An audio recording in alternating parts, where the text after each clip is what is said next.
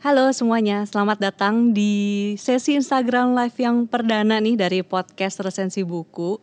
Mungkin teman-teman yang ada di sini juga ada yang follow karena tahu kalau podcast Resensi Buku kan lagi mengadakan kompetisi podcast Resensi Buku. Jadi kompetisi ini bekerja sama dengan penerbit Haru, kemudian dengan Goshen Suara Indonesia, lalu ada juga penerbit Baca dan Sira Media dan didukung oleh Potluck Podcast Kolektif, Podcast Main Mata, dan Festival Buku Asia. Di kompetisi ini teman-teman bisa mengirimkan resensi buku dari ketiga penerbit yang tadi berkolaborasi dalam bentuk audio, kemudian bisa memenangkan hadiah yang menarik. Ada 18 hadiah untuk 18 hadiah untuk 8 orang pemenang. 18 orang pemenang maksudnya. Nah, jadi sepanjang kompetisi yang dibuka sampai 5 Oktober 2021, aku akan mengadakan rangkaian obrolan di Instagram Live bersama dengan teman-teman pembaca dari berbagai profesi. Nah, jadi aku pengen ngajakin untuk kita ngelihat kalau teman-teman ini tuh mereka tuh nggak cuma baca buku, tapi juga mereka memperbincangkan bukunya ke siapa aja ya, baik itu ke orang sekitar maupun ke orang-orang yang nggak mereka kenal bahkan gitu. Dan aku pengen mengajak kita semua untuk ngelihat gimana dari membaca itu bisa membawa kita ke sesuatu yang apa ya, kayak di luar perkiraan kita gitu, ke sebuah dunia yang mungkin sebelumnya nggak kita pikirkan. Jadi sebelumnya mungkin aku kenalan dulu juga. Aku Peti dari podcast Main Mata. Ini salah satu podcast yang ada di dalam Potluck Podcast Kolektif, podcast buku juga. Jadi isinya memang obrolan dengan penulis, penerbit, editor, dan teman-teman di dunia buku. Kemudian ada juga pembacaan cerpen. Kadang-kadang aku juga merekomendasikan buku. Dan awalnya memang aku tuh juga seorang pembaca buku, tapi dari lama lah ya, udah dari kecil gitu emang suka baca buku. Cuman memang gak melakukan apa-apa tadinya, jadi hobi aja gitu. Kemudian akhirnya aku dan suami membuat Potluck Podcast Kolektif, yang di dalamnya itu ada berbagai jenis podcast, termasuk akhirnya aku jadi host di podcast Main Mata ini. Dan ternyata dari aku tadinya cuma membaca aja, kemudian akhirnya berbagi tentang buku-bukuan di podcast Main Mata, itu tuh menyenangkan sih ya. Jadi kayak aku tadinya cuma membaca karya para penulis yang aku suka nih. Akhirnya ketika aku bikin podcast, kesempatan tuh terbuka untuk aku bisa ngobrol juga dengan penulis-penulis ini. Terus juga bahkan bisa berkenalan dengan teman-teman di industri buku. Nggak cuma penulis, penerbit, editor, dan yang tadi aku bilang teman-teman yang bergerak di industri buku, termasuk salah satunya para bookstagrammer, kemudian booktuber yang sekarang ini aku sudah mengundang satu orang booktuber nih. Ini hasil kenalan gara-gara podcast Main Mata juga. Jadi dia adalah Kanaya Sofia. Mungkin banyak dari kamu yang udah tahu juga. Dia ini seorang booktuber yang di YouTube itu namanya pakai akun Kanaya Sofia. Tapi kalau di Instagram dia tuh lebih dikenal dengan nama Possessive Reader. Dan menurutku Kanaya ini, atau biasa dipanggil Aya ya. Aya ini salah satu booktuber yang aku sering nontonin konten-kontennya karena cara dia ngebawain seru banget. Terus buku-buku yang dia ceritain juga menarik-menarik gitu. Jadi aku seneng banget karena Aya mau diajakin ngobrol. Makanya sekarang kita coba lihat yuk, dari membaca buku nih yang tadinya hobi, kemudian dia menjadi booktuber dan bisa dibilang dia menjadi full time content creator. Nah, pengalaman seru apa aja nih yang dia dapetin? Coba yuk kita ngobrol sama orangnya. Hai. Halo. Halo. Hai. Hai Peti. Oh, sebentar aku harus adjust posisi kamera ternyata. Untung posisiku aman sih. Aman ya? Oke, sebentar. Ganti dulu. Halo teman-teman yang udah join nih pada Jumat malam kali ini. Terima kasih sudah meluangkan waktunya. Terima kasih lah. Terima kasih juga Aya nih udah mau diajakin ngobrol. Sama-sama. Iya. Jadi ya tadi seperti yang aku bilang kan, kamu memulai awalnya tuh kan dari hobi membaca ya, kemudian akhirnya membuat konten di YouTube nih. Nah, boleh tahu nggak buku apa sih yang bikin kamu tuh akhirnya memutuskan untuk jadi content creator, bikin booktuber, ya jadi booktuber gitu? Buku apa ya? Sebenarnya bukan karena bukunya apa terus akhirnya mutusin untuk jadi full time booktuber gitu ya. Mungkin ini jadi sekalian sejarah juga kali ya, kenapa aku bikin channel YouTube dulu gitu. Jadi dulu sekitar tahun 2016 itu aku udah bikin channel YouTube bikin video yang isinya tuh kayak vlog-vlog keseharian gitu, Pet. Jadi kan dulu kayaknya vlog booming banget tuh. Kayaknya semua orang tuh nge-vlog gitu. Penasaran, ya udah deh nyobain dibikin vlog gitu kan. Bikin terus ternyata nggak ada yang nonton gitu kan. Paling yang nonton juga temen-temen atau enggak keluarga gitu ya. Terus sampai di satu titik. Namanya tetap sama? Namanya sama, nggak aku ganti-ganti. Karena SOP juga. Nah, terus sampai di satu titik itu aku kehabisan ide ceritanya mau bikin konten apa lagi. Terus kepikiran kenapa nggak aku ngebahas tentang buku yang baru aja selesai aku baca gitu. Waktu itu bukunya judulnya Big Little Lies yang ditulis oleh Liane Moriarty. Ya kan, terus akhirnya yaudah deh, ini kita ngomongin tentang buku ini aja gitu. Dulu juga nggak tahu kalau itu namanya adalah video review buku gitu ya, cuma asal bahas ini kemarin aku baca buku ini, terus ceritanya seru loh, terus bagian yang aku suka tuh ini gitu, kayaknya itu aja deh udah gitu kan. Terus ya udah mungkin kalau ditanya buku apa yang akhirnya menjadi titik balik, aku pengen bikin terus konten tentang buku ya mungkin buku itu Big Little Lies-nya Liane Moriarty. Oh, oke. Dulu waktu abis bikin satu konten tentang buku, apakah setelahnya langsung bikin buku-bukuan terus atau masih variatif? Kayaknya setelah itu tuh aku juga mantau dulu tuh, kok kayak tetap nggak ada yang nonton ya gitu. Terus cari tahu, akhirnya terpantik jadi pengen tahu ada nggak sih di Indonesia YouTuber yang channelnya tuh fokus ngebahas tentang buku. Akhirnya riset cari tahu, ketemulah satu komunitas namanya BookTube Indonesia kan. Terus oh ternyata ada ya orang lain yang bikin video tentang buku khusus di channelnya dan itu disebut dengan booktuber gitu. Terus aku singkat kata cari tahu gimana caranya bisa gabung ke komunitas tersebut dan dari situ salah satu persyaratannya tuh harus bikin minimal 3 video. Ya udah akhirnya aku niatin untuk bikin video lagi nih tentang buku. Nah dari situlah ketemu sama teman-teman sesama pembaca, teman-teman yang baca buku dan bikin konten tentang buku, jadi semakin terpacu gitu untuk terus bikin konten yang berisikan tentang yang membahas tentang buku kayak gitu. Oh, oke. Dan aku sempat lihat videomu yang awal-awal itu tuh dulu sempat membuat versi bahasa Inggris ya? Iya, aku ngobrol sama adekku yang ngebahas komikonan. Itu percobaan. Oh, oke. Tadinya emang tujuannya mau untuk audiens internasional atau gimana? Iya, karena kan aku pikir kayak kalau ketemu sama sesama pembaca komikonan yang internasional seru juga nih, bisa kan kalau di luar kayaknya volumenya tuh udah terbit duluan dibanding di Indonesia gitu. Siapa tuh bisa dapat bocoran-bocoran dan seru juga kalau ngobrolinnya gitu. Tapi ternyata tidak semudah itu Pulgoso. Oh, gitu ya. Tidak serta-merta langsung dapat penonton dari luar negeri gitu atau internasional. Oke. Berarti dari 2016, sekarang kan berarti udah tahun kelima ya, 5 tahun berarti kan? Iya 2016, tapi kalau untuk konten tentang buku aku baru mulainya tuh di 2017 awal kalau nggak salah.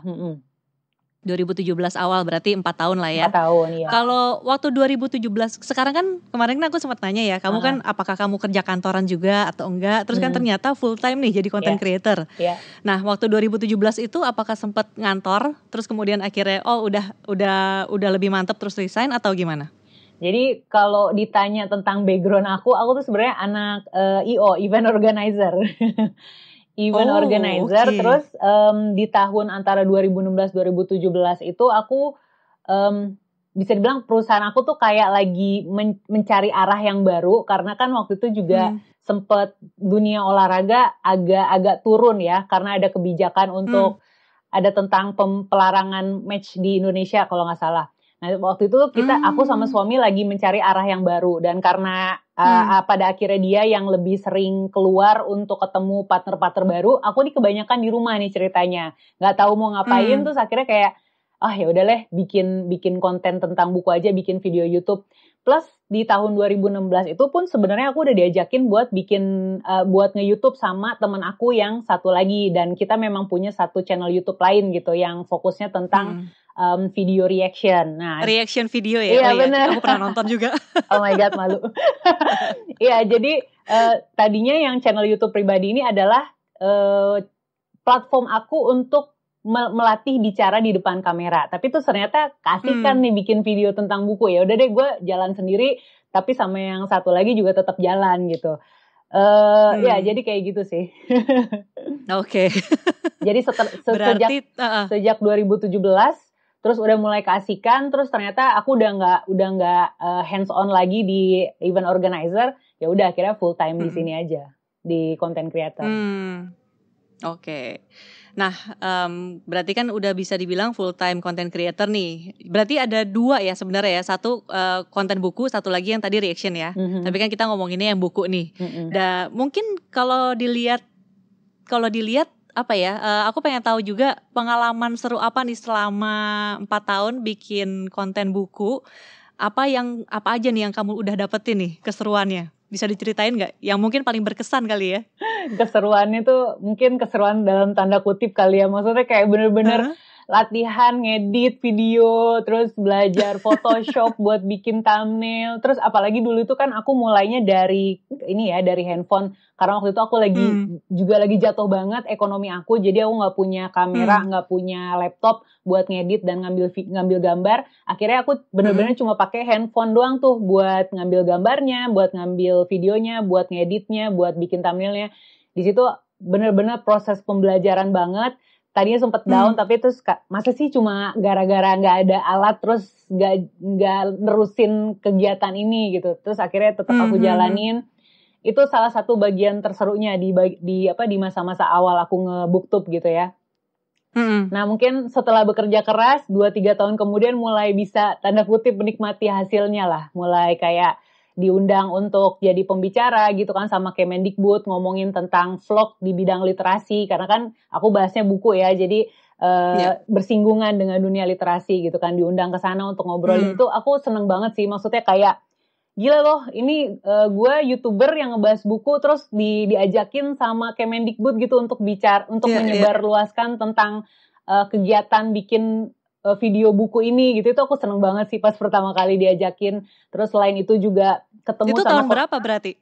2018 atau 19 ya, aku lupa.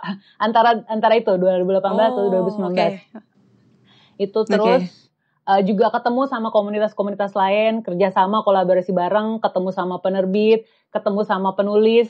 Jadi intinya banyak deh. Jadi dunia ini tuh benar-benar membukakan aku sama sama sebuah dunia yang nggak pernah kebayang gitu sebelumnya dan bisa seseru itu. Dan ya berarti udah memutuskan kayaknya memang akan lanjut terus di sini ya. Semoga mudah-mudahan tidak ada rintangan yang menghalangi. Oke. Ini teman-teman yang di sini kalau mau nanya ke Aya juga boleh loh, langsung aja di komen ya. Nanti dibacain ditunggu pertanyaannya. Siapa tahu ada yang kepo gitu kan tentang bikin konten buku di YouTube. Betul. Dulu pernah kebayang nggak sih dari dari hobi membaca terus bisa jadi profesi gitu kayak sekarang? Ya pastinya maksudnya ada bayangan ke situ atau awalnya cuman ya udah coba aja dulu gitu. Oke, jadi di 2017 itu aku emang awalnya kayak ya udah deh coba dulu bikin tentang buku. Toh aku pada dasarnya emang suka buku. Terus kayak kebayangnya kalau bikin konten buku ya gampang, tinggal baca bukunya terus bikin ulasannya gitu kan ke YouTube. Dibanding kalau misalnya bikin videonya tentang makan-makan misalnya kan harus keluar dulu. Terus makan-makan di luar gitu kan, repot bawa-bawa kamera. Sementara kalau bikin video tentang buku ya udah di kamar juga bisa kayak begini gitu kan. Nah terus tapi kan ternyata tidak segampang itu gitu untuk mengembangkan sebuah channel. Dan dari situ aku mulai belajar juga sisi per-YouTubeannya itu sendiri, bagaimana ekosistemnya YouTube. Semakin aku belajar, semakin aku melihat, wah berarti potensi untuk dalam tanda kutip menjalani ini sebagai profesi itu ada. Meskipun yang aku bahas adalah buku yang katanya sih di Indonesia kurang populer gitu ya, bidang tersebut. Jangankan bidang, maksudnya orang baca buku aja katanya minatnya rendah gitu kan. Tapi menurut aku ini tuh ada potensi gitu. Jadi dari situ aku tahun 2018 itu benar-benar masa pembelajaran aku untuk belajar tentang ekosistemnya YouTube seperti apa.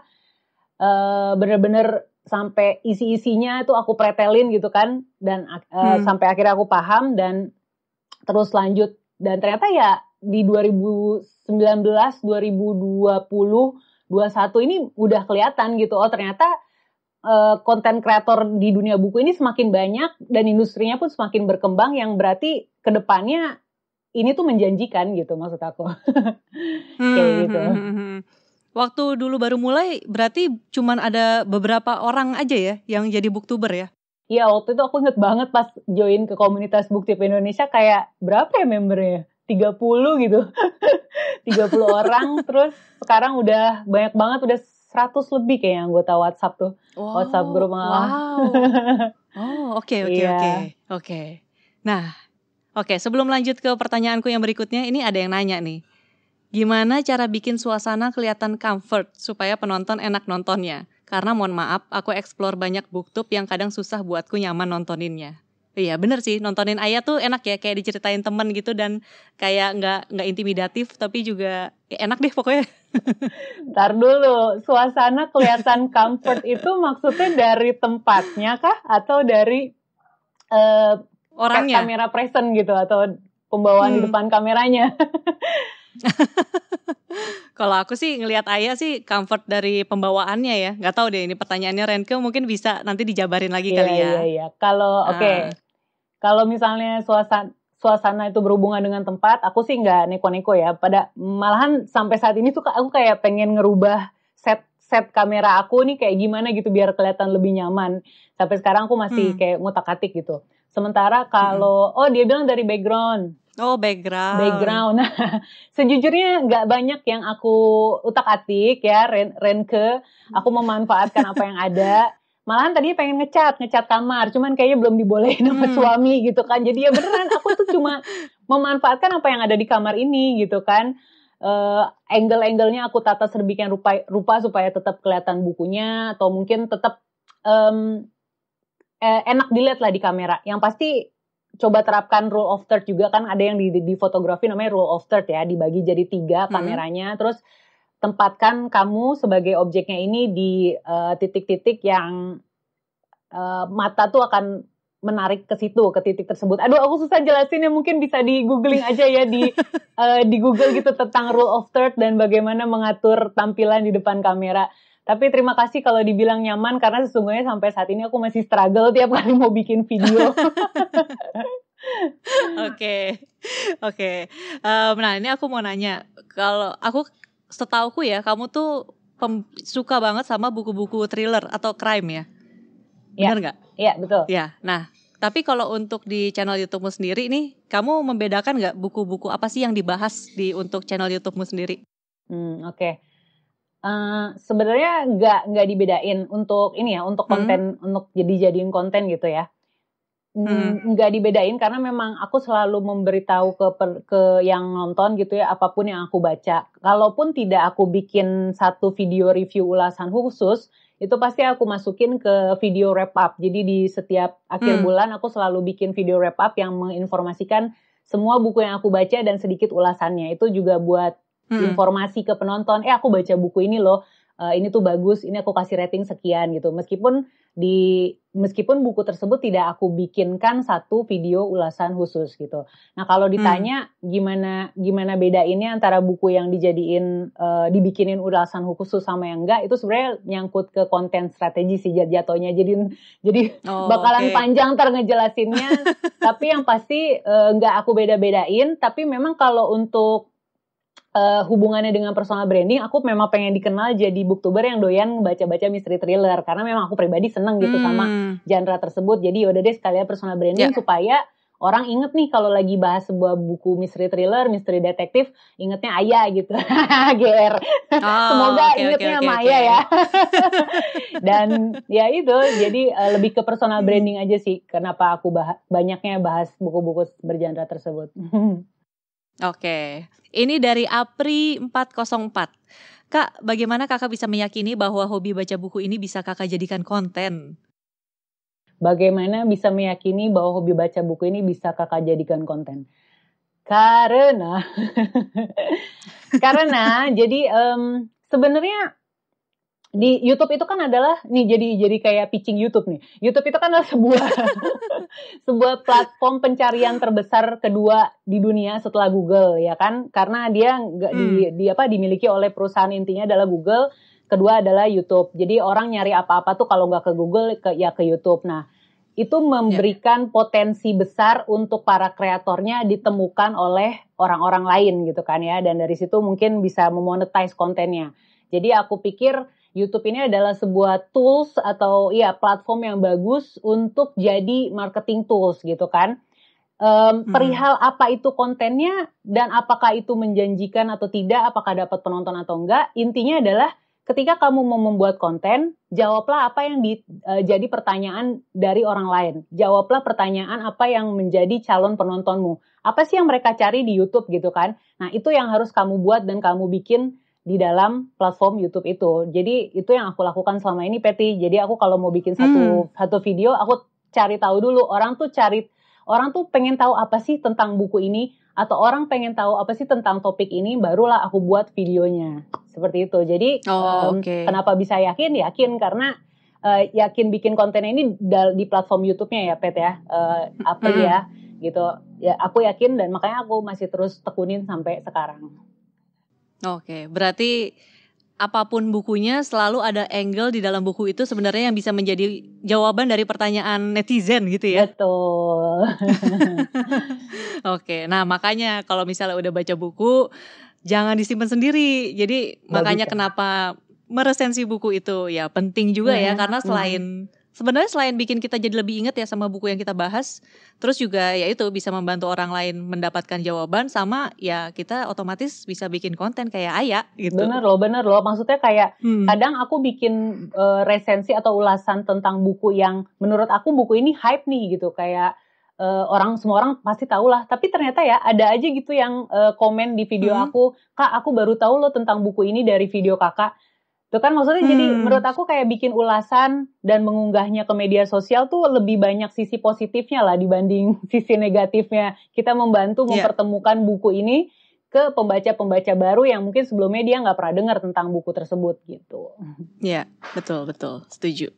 Nah, kalau misalnya dari kamu sendiri nih ketika lagi bikin konten, menurutmu apa sih yang Aya banget nih di setiap konten yang kamu bikin? Ini ciri khas kali ya. Pertanyaan yang bagus sebenarnya, Peti. Karena dapat pertanyaan ini aku juga jadi mikir apa ya yang Aya banget. Apa ya yang Aya banget? Mungkin ini kali ya, karena di setiap video tuh aku selalu, di setiap ulasan tuh aku selalu mengedepankan apa sih hal yang menarik dari buku tersebut. Karena aku yakin setiap buku ini pasti punya pembacanya sendiri gitu. Meskipun buku tersebut nggak cocok di aku, tapi aku yakin di luar sana akan ada yang menikmati isi buku tersebut. Jadi aku selalu menonjolkan kelebihan dari buku tersebut. Karena salah satu misiku juga adalah menjadikan membaca itu adalah kegiatan yang menyenangkan dan terlihat keren gitu. Untuk supaya orang berpikir bahwa membaca itu menyenangkan, jadi aku pengen ngasih tahu yang enak-enaknya dulu nih, yang menarik-menariknya dari sebuah buku gitu. Perkara nanti dia baca bukunya terus setelah itu dia nggak cocok, ya nggak apa-apa juga, karena kan membaca itu sebuah kegiatan yang subjektif ya. Setiap orang bakal punya persepsi yang berbeda terhadap satu buku gitu. Yang penting aku pengen menggerakkan rasa penasaran orang yang baca ulasan aku, yang nonton konten aku, menggelitik rasa penasaran mereka terhadap buku tersebut dengan memperlihatkan ini loh sisi menarik dari buku tersebut. Dan aku selalu menyampaikannya dengan ekspresif gitu ya, karena nggak seru juga bilang buku ini bagus loh tapi datar gitu mukanya. Ini beneran bagus banget. Beneran apa enggak? Iya.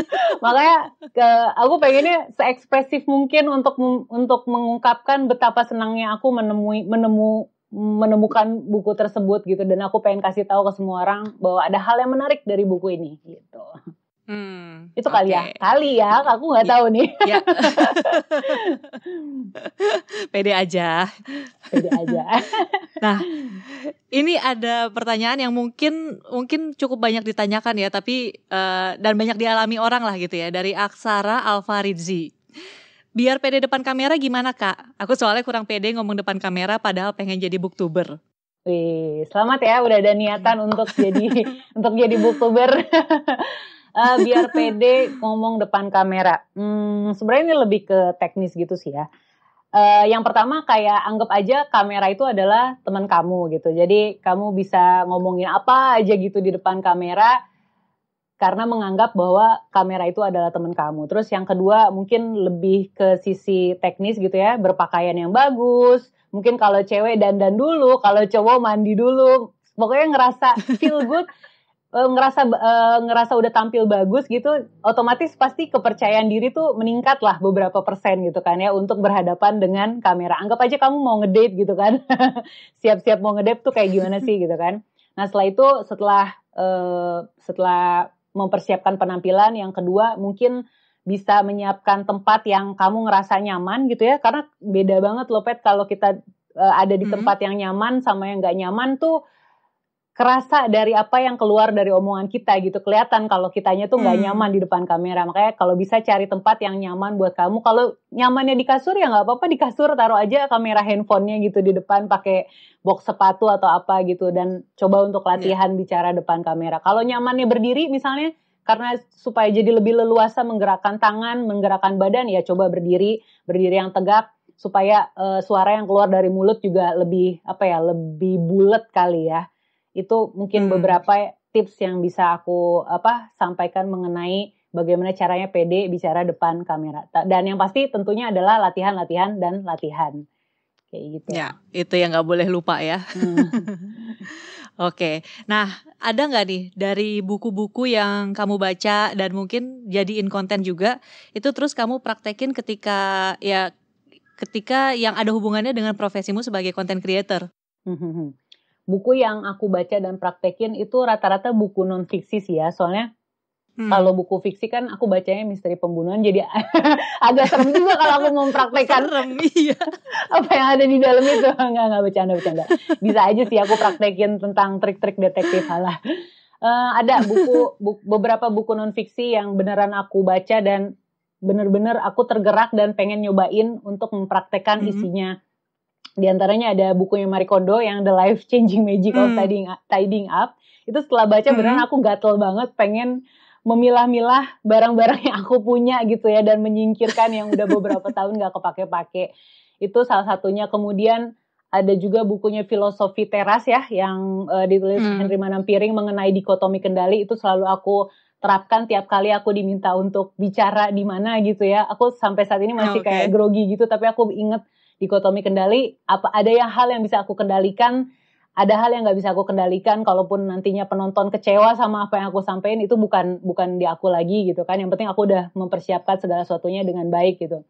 Terus apalagi ya, bukunya The Bullet Journal Method yang ditulis sama Ryder Carroll itu bagaimana menyusun to-do list supaya lebih mindful, supaya kita tahu apa sih yang kita kerjain, gak cuma sekedar nulis to-do list aja sebanyak-banyaknya gitu, tapi dipikirin lagi gitu, apa sih yang mau kita kerjain hari itu gitu.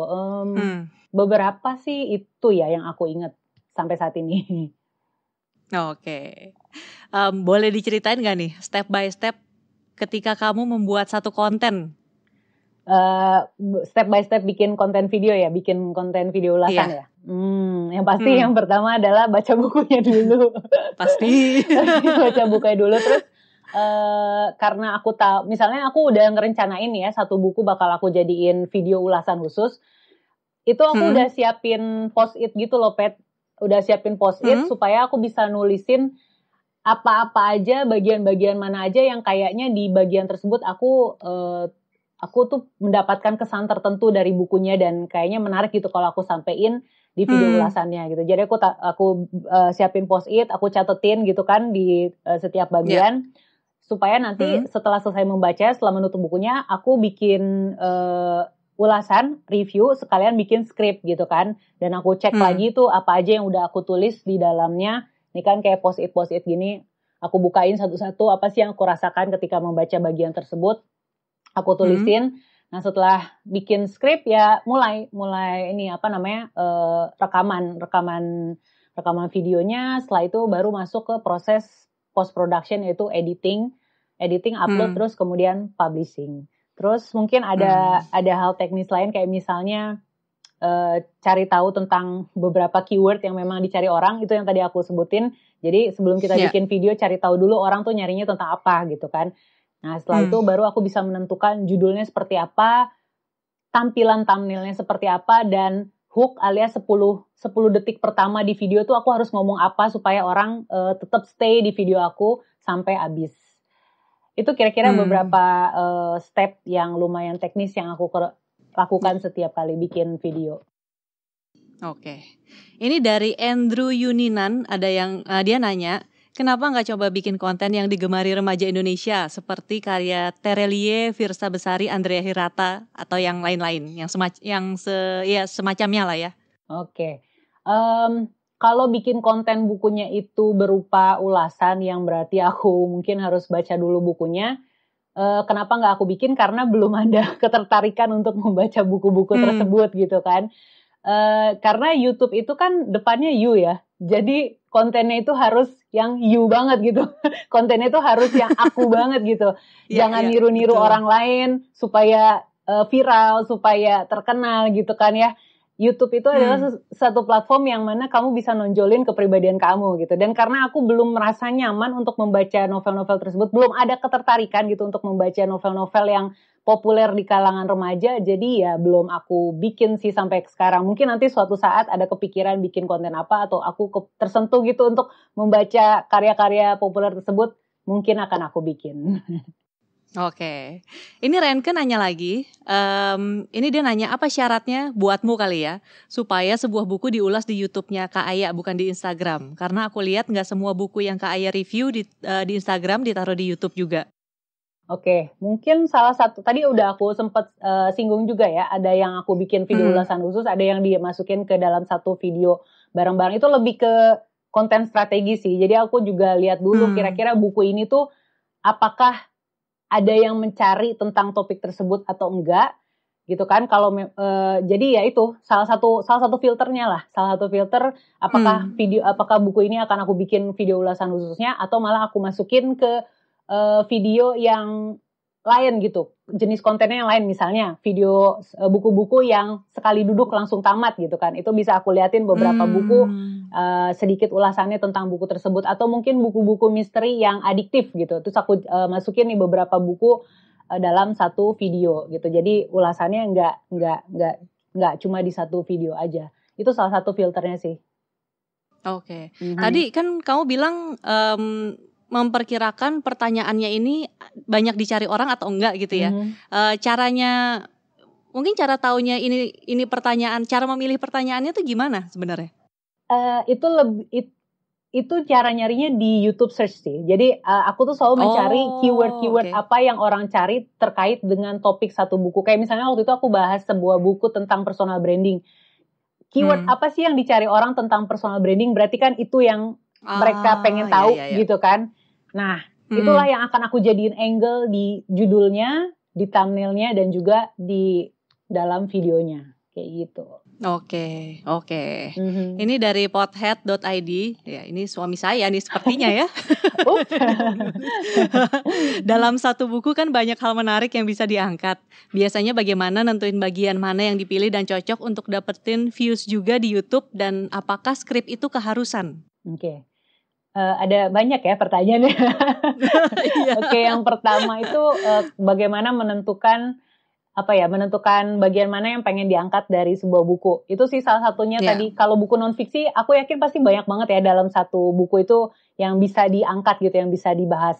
Itu bisa banget dipecah jadi beberapa video, dan supaya memastikan videonya akan dapat view, bisa cari tuh di YouTube search, cari keyword apa yang orang biasa ketikan terkait dengan topik tersebut gitu. Contohnya aja personal branding, kan ada personal branding di Instagram, ada personal branding di public, ada personal branding di LinkedIn misalnya. Siapa tahu dari satu buku itu kamu bisa pecah-pecah tuh bikin videonya sendiri-sendiri dengan menyasar keyword-keyword tersebut gitu kan. Yang udah pasti orang nyari karena ya memang ada tertinggal jejaknya di kolom pencariannya YouTube. Kemudian yang kedua tadi skrip ya? Apakah skrip sebuah apakah skrip sebuah kewajiban? Kalau bikin video ulasan atau resensi itu aku wajib sih, soalnya takutnya aku ngebleber kemana-mana terus jatuhnya jadi spoiler gitu kan ya, atau malah aku kurang menyampaikan poin yang benar-benar pengen aku sampein. Jadi kalau untuk video jenisnya review, aku selalu pakai skrip. Tapi kalau di luar itu biasa aku lebih lepas sih, kayak misalnya video book haul atau video unboxing gitu kan. Itu lebih lepas ngomongnya, jadi kayak nggak perlu terpaku sama skrip. Itu perbedaannya antara yang pakai skrip sama enggak. Oke. Nah, ada pengaruh nggak nih dari kamu sekarang menjadi booktuber ke kebiasaan kamu membaca? Ada banget. Apa tuh? Bedanya gimana? Jadi kan kalau udah masuk ke dunia perbukaan ini kayak racun di mana-mana gitu, kayak si ini bahas ini jadi pengen baca, si ini bahas ini jadi pengen baca. Itu salah satunya. Jadi kayak harus nentuin nih buku mana nih yang harus dibaca gitu kan, dari sekian banyak yang pengen dibaca dan udah masuk ke TBR. Terus yang kedua itu dia tadi salah satunya aku jadi lebih teliti kali ya. Jadi setiap baca buku aku selalu siapin post-it, aku selalu perhatiin kalimat-kalimatnya atau hal-hal yang dibahas di situ, detail-detailnya gitu kan, karakternya. Pokoknya intinya aku jadi lebih apa ya sebutnya, peka kali ya sama apa yang ada di dalam buku tersebut, lebih tahu apa yang hal lebih apa yang pengen aku dapetin dari buku tersebut supaya bisa aku masukin ke dalam kontenku nantinya. Terus apalagi ya yang berbeda ya? Mungkin ini kalau ada kerjasama dengan penerbit atau penulis itu beberapa ada yang wajib aku masukin dalam 1 bulan tuh, harus aku masukin ke dalam tumpukan buku yang harus aku baca. Itu kali ya. Oke. Ya. Baiklah. Nah, ini mungkin teman-teman di sini ada yang penasaran juga kali ya. Kalau sekarang nih kamu pakai peralatannya apa aja nih buat bikin konten? Oke, kalau sekarang puji Tuhan udah dapet rezeki gitu ya, sudah bisa membeli peralatan-peralatan yang lebih advance dibanding waktu mulai itu cuma pakai kamera handphone Xiaomi. Ini sering nyebut nama. Sekarang udah pakai kamera terus aku pakai mic juga, ini salah satunya yang lagi dipakai, kamera mic clip on. Terus untuk lighting aku pakai softbox. Nama mereknya apa ya? Yang pasti kalau teman-teman nonton video aku, di bagian deskripsinya aku ada cantumin peralatan apa aja yang aku pakai sih. Sampai merek-mereknya ada di situ. Jadi kalau pengen tahu detailnya bisa cek di situ. Terus itu untuk bikin videonya. Lalu untuk editingnya aku biasa pakai software Final Cut Pro. Apalagi? Udah itu sih. Udah ya, pakai laptop lah ya pasti. Iya, udah ada komputer sekarang. Oke. Dan ini didapat dari hasil ngonten nih? Kurang lebih. Ya? Mantap. Kalau dihitung-hitung harusnya udah balik modal. Oke. Waduh, ini suami saya bertanya lagi nih, satu lagi. Oke, baiklah. Ada nggak buku yang justru karena saking nggak sukanya malah terdorong jadi bikin video reaksi atau review? Buku yang ada, kayak aku kan bikin reading vlog nih ya, terus ada satu buku yang kayak pas aku baca aku nggak nyambung nih sama ceritanya, terus narasinya juga kurang gitu kan, ya udah akhirnya dijadiin video reading vlog itu, karena memang kan pengalaman ketika membacanya gitu, bukan reaction tapi lebih ke reading vlog gitu. Oke. Coba ya sebentar aku cek lagi pertanyaannya. Ini ada yang Hello Velas, ini pembukaan yang bahaya banget. Iya, bener. Terima kasih sudah ditunjukin.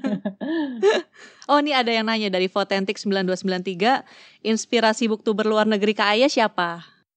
Inspirasi booktuber luar negeri. Dalam hal apa? Ini yang nanya ada 2 orang nih. Mungkin booktuber luar negeri yang kamu suka deh. Oke, kalau yang lumayan aku sering tontonin videonya ada namanya Books and Lala, karena dia sering mereview tentang buku-buku misteri thriller juga. Terus juga ada Hailey in Bookland. Hailey in Bookland, dia itu udah lama juga sih, booktuber luar yang emang udah lama bikin konten, kayaknya udah berapa tahun gitu dia. Emang udah senior. Terus siapa lagi ya?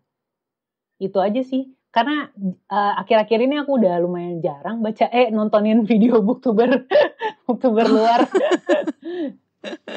Lebih seringnya kalau booktuber Indonesia? Kalau booktuber Indonesia suka nontonin juga? Video teman-teman aja sih, terutama yang bahasan bukunya sama kayak aku. Jadi pengen tahu opininya mereka kayak gimana. Oh oke. Boleh direkomendasiin juga nggak? Siapa tahu ada yang pengen nonton juga. Oke, beberapa yang ngebahas mystery thriller juga ada channelnya Krisan Wijaya. Terus ada Veninda Octaviana. Terus ada Dante nih kalau ngebahas mystery thriller tuh yang English version mulu. Nggak ada terjemahannya tapi nggak apa-apa, aku masukin dulu, aku catetin dulu buku-bukunya dari channel That Bookis Guy ya, atau Jonathan Dante. Nah itu diantara dua itu teman-teman bisa cari, bisa cek. Oke, pertanyaan terakhir.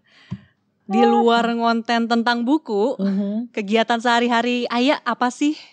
Wah, kegiatan sehari-hari Netflixan. Binge watch Netflix. Wajib ya. Karena apa ya? Karena bikin konten terus ngembangin channel itu kayaknya udah makan waktu aku banget sih. Makanya aku salut sama mereka-mereka yang bisa masih punya full time job terus tetap ngerjain YouTube channelnya mereka, itu aku salut banget sih. Karena aku ngerasain aku ngebangun channel ini tuh sendirian, semuanya bener-bener sendirian. Jadi ya produksinya aku, marketingnya aku, PR-nya aku, salesnya aku gitu kan. Business development-nya juga aku gitu kan. Jadi bener-bener emang udah lumayan nguras waktu banget. Jadi kalau ada waktu luang selain ngurusin rumah ya, karena aku ibu rumah tangga nih, stay at home.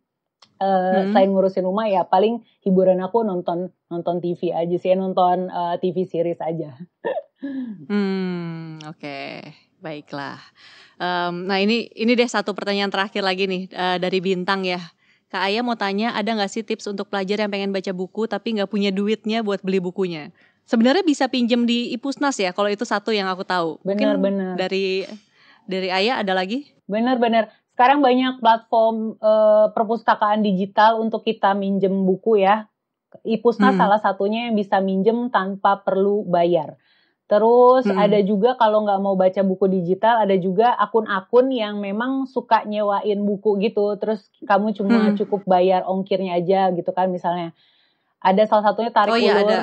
Tarik Ulur. Kemarin aku kerja sama mereka untuk meminjamkan buku-buku koleksi aku gitu ya. Jadi teman-teman yang mau pinjem bisa ke situ. Terus apalagi ya? Ipusnas, Ijak, terus akun-akun seperti itu. Oh, sama ini akun-akun yang tadi sewain buku juga aku pernah kenalan sama Sparrow Loves Books. Iya aku pernah lihat tuh. Dia itu tapi di Kalimantan sama di Solo atau pokoknya di Jawa Tengah deh kalau nggak salah, untuk wilayah situ gitu. Nah, mungkin ada di Instagram juga, itu bisa cek. Bisa cari-cari tuh akun-akun seperti itu, dan yang lokasinya tuh ada di wilayah kamu gitu supaya ongkosnya juga nggak terlalu berat kan. Itu sih palingnya alternatif yang kepikiran sama aku sih. Yang pasti jangan beli buku bajakan, please banget jangan beli buku bajakan. Banyak cara untuk dapetin buku dengan murah dan bahkan gratis gitu. Iya, betul. Kalau lihat di Twitter itu di tweetnya @literarybase itu juga kadang suka ada sih yang dia mau let go buku-bukunya, jadi kayak bayar ongkir aja ya kan? Benar-benar ada nama akun Twitternya Literarybase ya. Itu teman-teman bisa follow di sana. Gitu. Oke, kalau begitu terima kasih Aya buat ya? ngobrol-ngobrolnya. Iya, udah mau sejam. Oh my god, makasih banyak loh Peti udah ngajakin kolaborasi nih. Sama-sama, terima kasih udah mau diajakin ngobrol juga. Ya. Nah, ini aku kalau mau udah ditutup nggak apa-apa, aku siap. mau nutup dulu. Aku pamit ya, terima kasih juga nih teman-teman yang udah join pada malam hari ini ya. Kita ketemu lagi di kesempatan lainnya. Dadah, terima kasih juga teman-teman yang udah ikutan. Nah, ini sebelum ditutup, aku mau ngajakin lagi teman-teman untuk ikutan kompetisi podcast resensi buku. Ini sekarang lagi berlangsung sampai tanggal 5 Oktober 2021. Jadi teman-teman bisa pilih salah satu buku deh untuk mengulas buku dari 3 penerbit yang bekerja sama dengan program kompetisi ini. Ada Penerbit Baca, Penerbit Haru, dan Sira Media. Nah, hadiahnya itu nanti ada, kalau teman-teman, jadi ada 2 kategori, ada kategori podcaster sama kategori pembaca. Kalau kategori podcaster ada 3 hadiah, itu ada 2 mikrofon sama 1 earphone monitoring.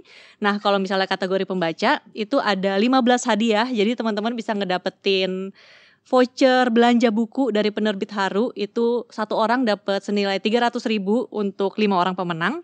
Terus 10 orang itu akan mendapatkan paket buku dari penerbit Haru, penerbit Baca, dan Sira Media. Jadi kalau misalnya tertarik langsung aja nanti klik tautan di profilnya podcast Resensi Buku, informasinya ada di situ semua.